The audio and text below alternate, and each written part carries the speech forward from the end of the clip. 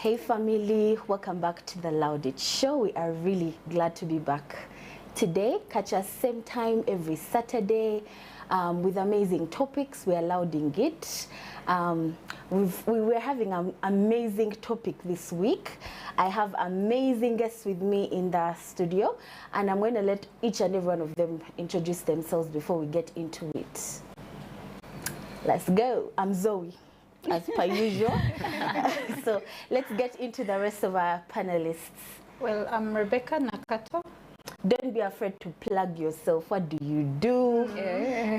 You know, if you do something amazing and you want us to patronize you, or you're gonna have a customer, feel free to tell us what you do.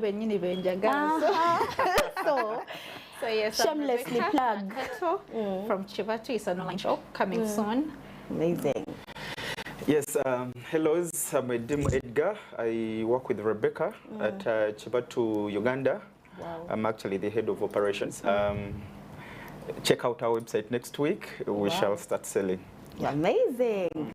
Hi everyone, my name is Yanzi Prudence. I am the multi-talented human being. Like, I do a lot of things. I sing, I do handwork, hair, makeup, stuff.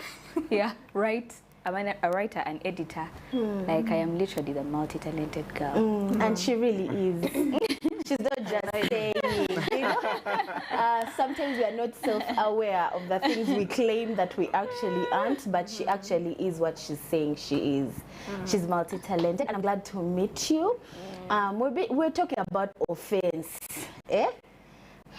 Mu Luganda njagala wabeewo wana atuwa definition yo mu Luganda yenna ayagala okutuwa ekyo kigambo offense mu Luganda. So we began the topic last week, but for somebody that has joined the conversation this week, we just want to briefly recap you on what offense is. You know, each one of us is going to give us a second. Prudence, we start with you. Hey, you start with me. By the way, like, feel free to begin. Offense to me is the Luganda thing maybe that I can say is okuvola. Yeah, that could kind of come close to offense. And by me, like I said before, it's when something is said or done and it challenges your personal views, your beliefs, and it challenges your identity.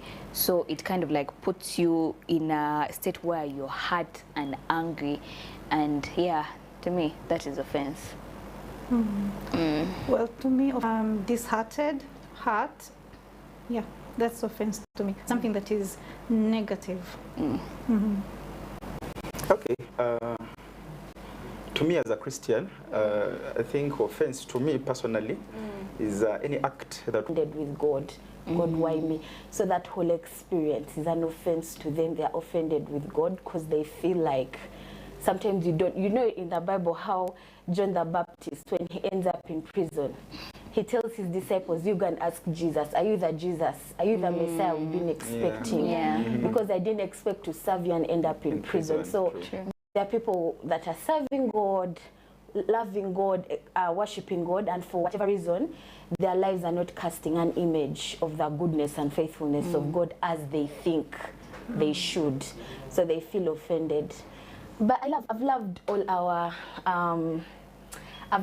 definitions, and I hope if you've not, you weren't part of the conversation last week, you're catching up. So we want to talk about what from the far end, and we shall come like this. Hey, but why me all the time? Prudence, the multi-talented girl. Basically, why we get offended is I feel when someone does not really agree with us, and we feel like at some point whatever we believe is what should be, and then someone is like, then you'll be offended, or maybe because they have kind of challenged what you think is right or what you think should be. It all goes back to them not agreeing with us at some point, or not doing what we want, or saying what we want, or appearing like how we want them to. Personally, God has done a good job in me. By the time I get offended, it takes a lot to offend me. I get angry and stuff like that, but offense, I can't even seem to remember what can offend me. Yeah, like God has been so intentional in removing those kind of like things. I don't know what can offend me. You can get me angry, but you can't offend me as easily. Yeah. That is good. Yeah. So for now, I really don't have like a personal experience of offense. Yeah. Like where you get offended. Yeah. That's amazing. So I love that someone can use that as a tip in their life, you know. You can become a version of you that lives a life above offense. Yeah. It's possible. I live above offense. Amazing. Yes. Me, personally, I think normally what triggers people to offense is the emotion. So because of that emotional sensitivity to such activities, you find yourself easily getting off, even where it is actually not called for. Now that would actually take me to my personal experience. I will not mention the year and the school. I remember I was in senior 4, and this is something I think I'll never forget. We did happen. I will not mention the school, as I said. We did happen to cheat exams. Your neighbor in our senior 4, and almost all schools in that region cheated. And then it comes back that it was only our results that were cancelled. So it really hit me so hard. I would see the rest in the newspapers. I would see the rest move. Yeah, so me, that is my experience. A tip for that, God makes all things work together for good. Right. Today you probably don't look like the offense. No, I doubt that. Your life is not looking like the offense. True. So God has a way of making all things work together for good. Yeah. I think that's like a thing that can actually, one of the things that can help. Be okay. So it was at work. It was more of a dress code kind of thing. You know, you go home and you're like, okay, I'm going to dress for myself. I'm going to look good for the company. I'm going to look good as long as I feel like, okay, yes, please. The way you dress today, according to me, is not fine. And you look at yourself and you're like, okay, I thought I was doing this for something good. I thought I was doing this for me and the company and maybe the picture that I'm portraying out there. But then you find out that it's not.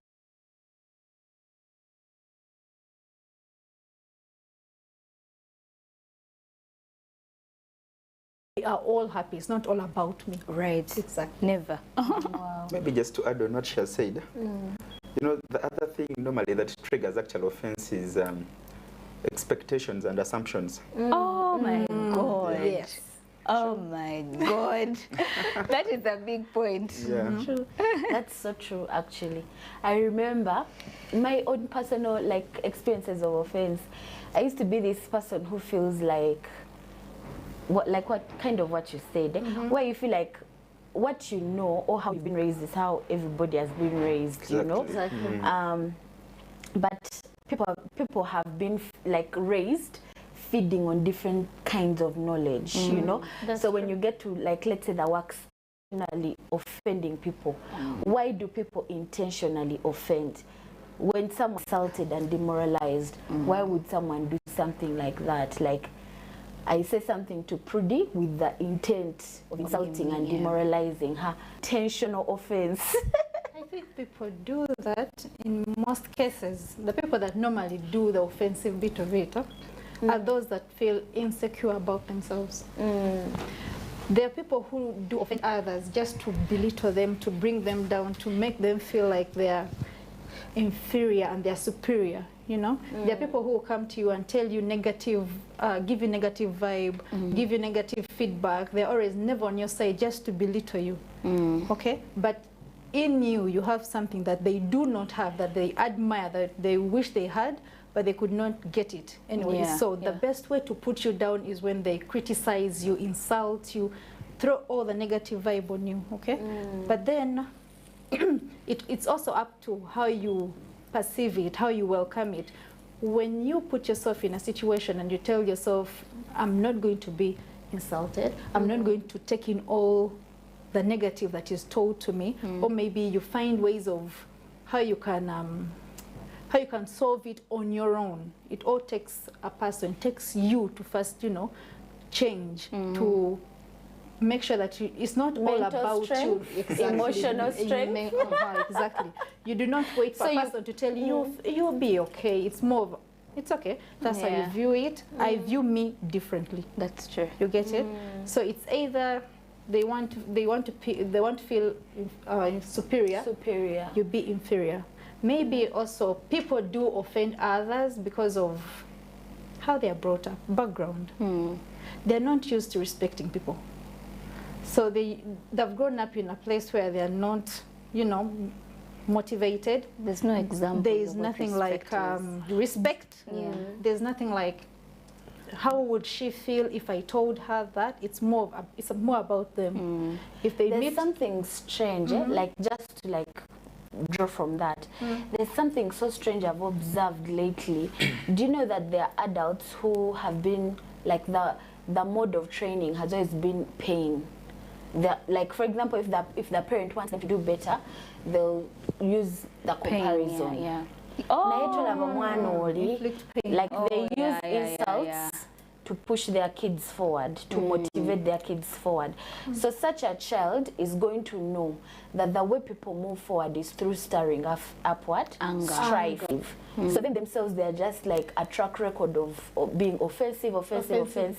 But it's because that's how their parents raised them. That's how, yes. I would like, you get that kind of thing? I do get you. That kind of thing. So they have that's the culture they've been raised in. So they purpose to offend because offense is what has been a motivator to push them forward.